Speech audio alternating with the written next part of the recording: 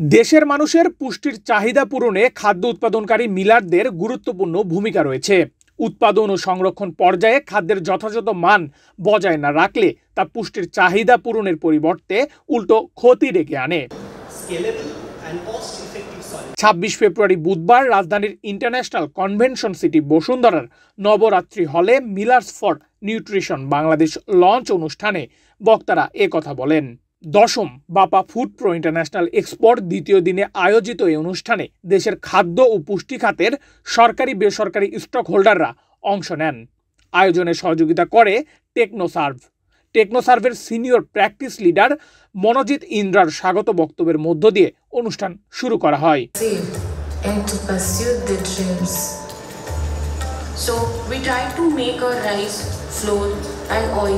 সব খাবার কিন্তু ভালো খাবার নয়, ভালো মানের খাবারে অবশ্যই সার্টিফিকেশন থাকতে হবে বলে জানান বিএসটিআই এর মহাপরিচালক SM Ferdous Alam.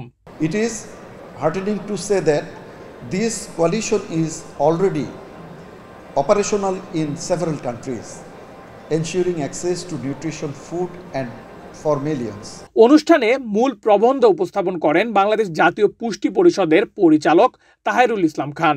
Our diet has divided into two parts, macronutrients and micronutrients. Macronutrients, we heard from our chief guest, the hidden hunger. Bangladesh Demographic and Health Survey shows that under 5 children, 24% are stunted, 11% are wasted, and 22% are underweight. টেকনোসার্ভ ও কৌশলগত অংশীজনের অংশগ্রহণে পুষ্টির জন্য মিলারদের logo উন্মোচন করা হয়। একই সাথে খাবারের নিউট্রিশনের প্রয়োজনীয়তা ও মিলার্স ফর নিউট্রিশনের বিষয়ে প্যানেল আলোচনার আয়োজন করা হয়।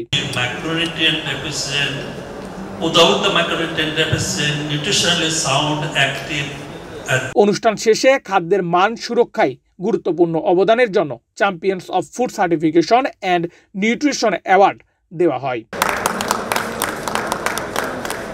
নেহাল আহমেদ প্রান্ত, বাংলাদেশ প্রতিদিন।